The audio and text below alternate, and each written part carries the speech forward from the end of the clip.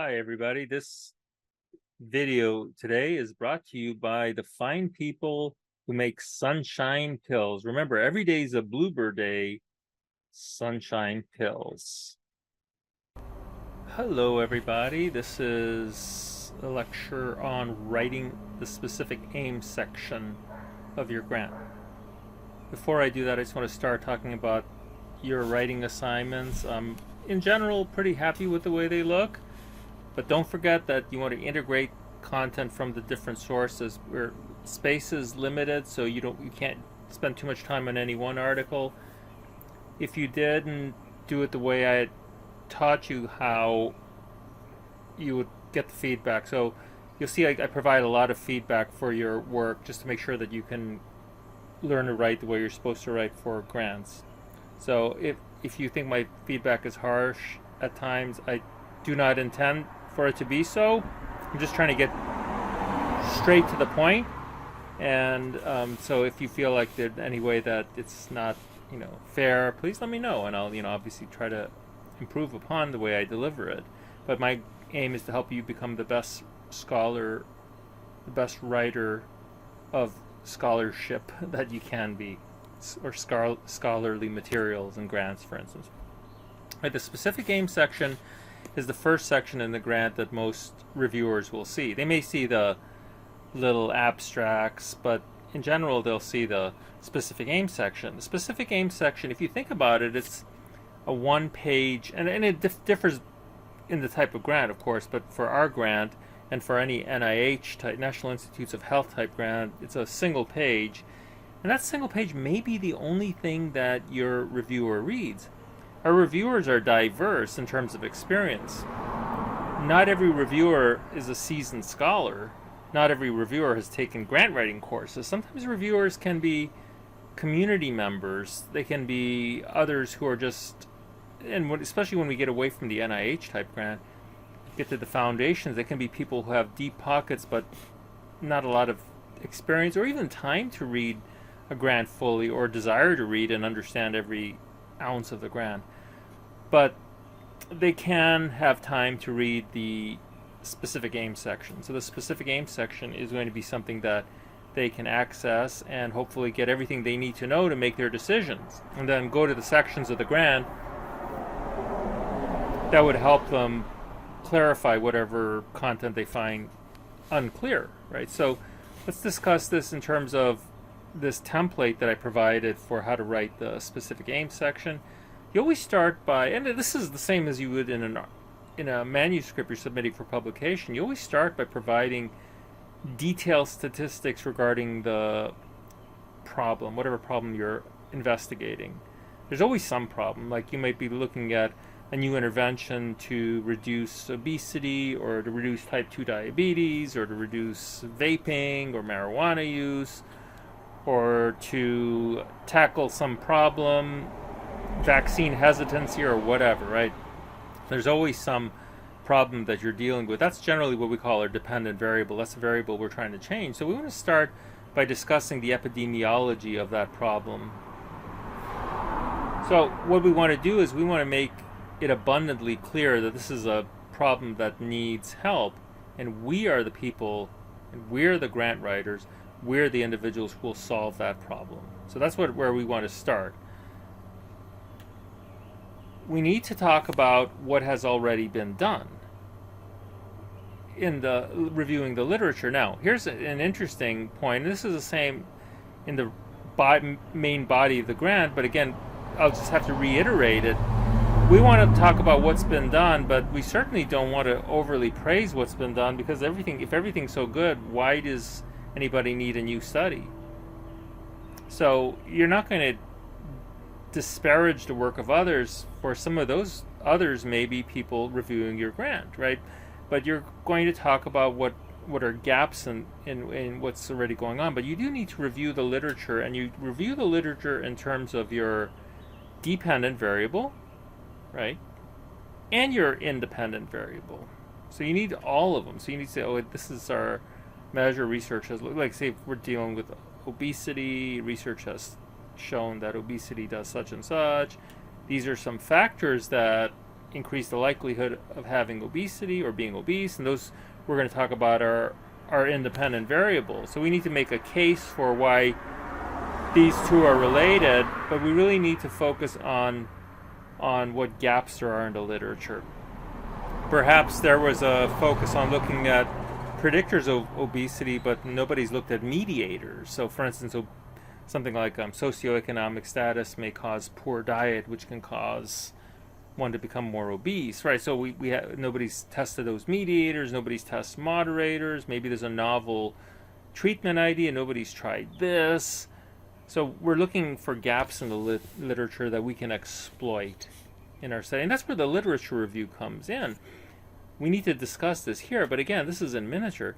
Now here's the interesting thing. Sometimes you're going to get a grant that's only 1 page long. So this is really good training for writing some of those very, very short grants. So we're going to talk about anything. We may even talk about a model that's been used to explain the relations that's lacking in some way. A model, what I mean by that is like a theory of something like that. Next, we want to talk about what we propose to do to remedy whatever the gaps are. So, we're going to do this wonderful thing that's really innovative, that's never been done before, and it's better than anything else that's ever been done so far. So use words like I say here, use words like innovative. Don't be bashful about boasting your skills or whatever, your innovative idea. Now don't be too crazy in praising yourself, because that's not going to look good either, but don't be shy. We propose an innovative idea to remedy the problem of obesity by doing this. Nobody, to our knowledge, has ever looked at whether or not mindfulness can be used to treat depression, or you come up with something, right? Or nobody has ever used this model to investigate the relation between such and such. We are the first. So language like that is very, very important, right? And that's what you want to do here. But you're going to end this section by stating what you propose to do and to introduce your specific aims. Given the gaps in the literature that we identified, we propose to do blah, blah, blah. We propose an innovative program that will be designed to blah, blah, blah. Something like that, right? And then you present what your specific aims are. Our primary aim, so you're going to have aims. So this is the aim of your actual aim, or the purpose of your proposed project. You should always talk about it as the proposed project. The aims of the proposed project, the aims of it's always going to be something that's proposed, because you haven't done it yet, and it's not been funded yet. You're applying for funding, right? So you need to talk about it as something that's in the planning. And then you present the actual aim. Try to be as specific as possible. The specific aim of this the primary aim of the study is to assess whether a new treatment using Dr. Rodriguez's now famous sunshine pills will increase mood in a sample of adolescents ages 18 to 24. So that's the aim. So whatever your aim is, you're going to detail it there. Try to be as specific as possible, again, in terms using the appropriate words that are related to your independent variable, dependent variable. So that could be like my first aim. And then underneath those aims, you write out your hypotheses. I'm not talking about a null and an alternative hypothesis here.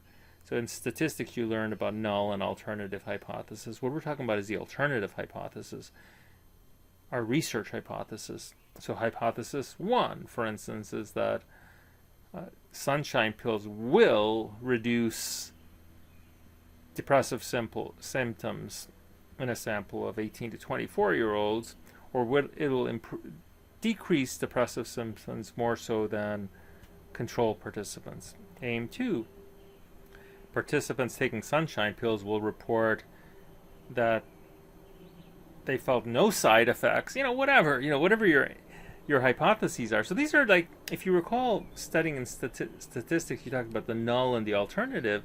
So your null hypothesis is the one you want to nullify in favor of the alternative hypothesis. So these would be your alternative hypothesis. You don't have to have two. You can only have one for each aim. You could have two for each aim. You don't want to have more than that. If you have a second aim, like for instance, the second aim is to assess whether such and such mediated the relation between the predictor and the outcome, right? So, and then you could have hypotheses about those aims. So notice how they are sequential. Hypothesis 1, 2, 3, 4, even though 3 and 4 fall under aim 2. Okay? I'll give you an example in a second. Wrap up the specific aim section. Here you want to do a little wrap up. You want to relate everything that you're doing to the grant and its mission, right? To the application and the grant towards mission statement. So you want them to know that you're paying attention to what they want. So as I want to state here is make sure that the reviewers know what the funder will receive, that the funder will receive the most benefits from your proposal without overstating what you can do. So like basically we're going to give you a lot for what you're giving us. So we're going to meet all these aims of yours that you have. Like one of your goals may be, like for instance in our fictitious grant, it's to reduce disparities or to make sure that everybody has equal access to healthcare, whatever. I would say consistent with your stated goal. I'd list the goal, right? Whatever their aims are, quoting it from the grantor's mission statement. So do whatever you need to do to show them that you heard what they want, why they're proposing, why they're offering this money, and that you are the ones that will provide the answer. Okay, so that's what you want to do in your specific aim section. And again, you're limited to one page. You got to be really, really careful. It's good to do it the way I did it, like where you'd have like gap spaces here to make sure that it's readable. So let me give you an example. This is a real NIH funded study, and here's a specific aim section. And notice how I start. Despite vast public health, this was back when cigarette smoking was more prevalent than it is now. Despite vast public information about smoking's negative health consequences and the proliferation of policies limiting access to cigarettes, smoking continues to be the leading preventable cause of death and disease in the United States. Bam. Really to the point. Here's my site. You get to the point right away. Just provide them, bombard them with data. Right. Let's see. Here's some other stuff. Let's see. Moreover, despite vast declines in smoking rates after the release of the Surgeon General's 1964 seminal report, regular smoking has maintained its steady level of about 18% among U.S. adults, reaching 41% among those with a general education diploma. Bam. It's my other site. You see that? Just bombarding people. I just kept on bombarding them with information, so they should be saying, wow, this is horrible, right? Despite knowledge of the many and greater risks to these populations, we know little about what factors predispose low socioeconomic status and minority populations to smoke, and why smoking rates among minorities change with age. Fortunately, we have access to data to answer these questions, permitting us to fill this significant research gap. See how I talk about the significant research gap? By identifying factors related to smoking initiation and progression in these marginalized populations, beginning in young adulthood. And then here, I actually bold these last couple of sentences to make sure that the reviewers know, hey, you should be paying attention to these. We have identified a need for a thorough analysis of heterogeneity in the natural history of smoking in marginalized populations, because absent such analysis, effective interventions to address this public health problem are precluded. Our long-term goal is to use the proposed study to design an effective behavioral prevention initiative for low SES and minority youth. So again, I'm also pointing them to where they should be looking and what's really important. And then before I get to the specific aims, I talk here a little bit about so this was a secondary data analysis, so I spent some time talking about the data set, which was the panel study of income dynamics. Of course, you're not going to be doing that, so you're going to continue in discussing all of the really cool things that you're going to do based on those gaps. Let's see. So then I go ahead and introduce my specific aims. Let's see. Let's see. Further and critical for public health with access with access to PSID neighborhood data using innovative geospatial and statistical techniques to identify and calculate density of tobacco outlets to provide an index of exposure to smoking influences, providing the most conclusive answer to date. And you see how I kind of boasted there, providing the most conclusive answer to date on factors predisposing low SES and minority young people to smoking. So this is going to be good. That's what I'm telling them, right? Based on these, our primary aims are: 1, to characterize unobserved latent smoking trajectory classes among adolescents and young adults with low socioeconomic and minority status.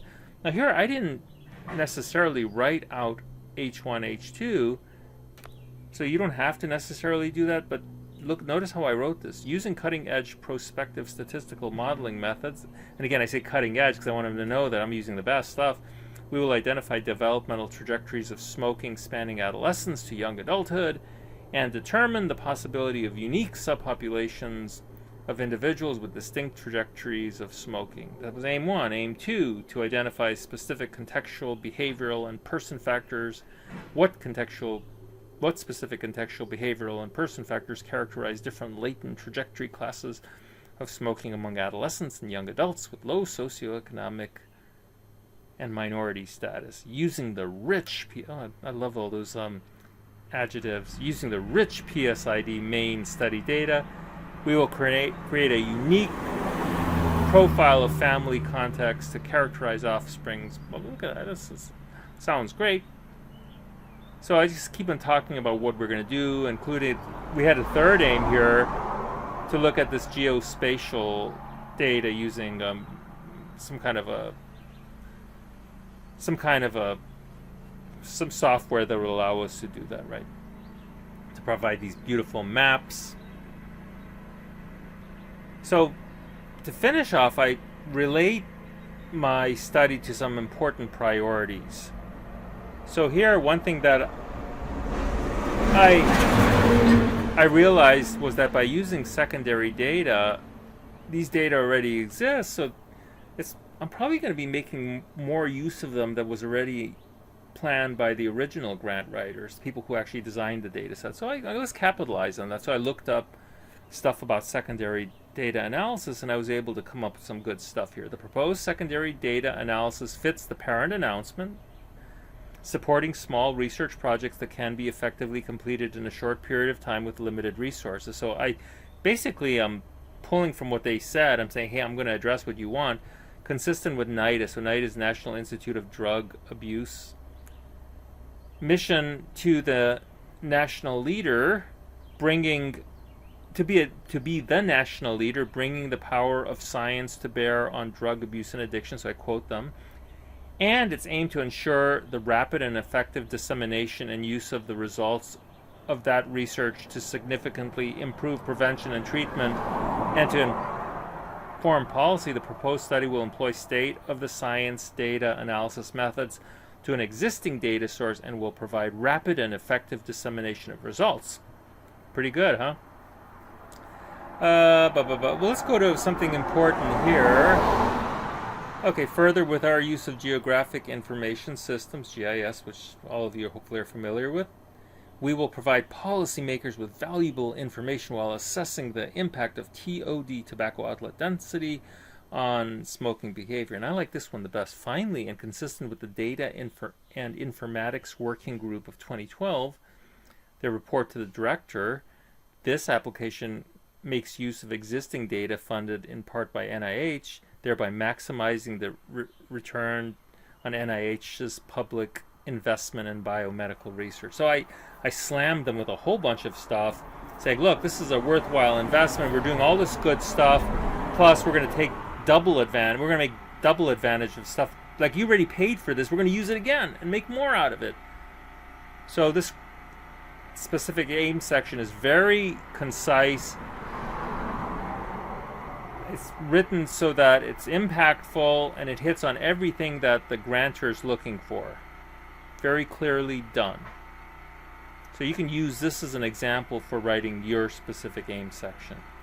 That's all I have for you, my friends, and don't forget that this video was brought to you by Sunshine Pills. Remember, Sunshine Pills can cure anything that you're experiencing, psychological, hey, and even physical. Sunshine Pills, if you remember, is brought to you by the fine people at Happy Bara Pharmaceuticals. Thanks, everybody. Remember, every day is a Bluebird Day. Sunshine Pills.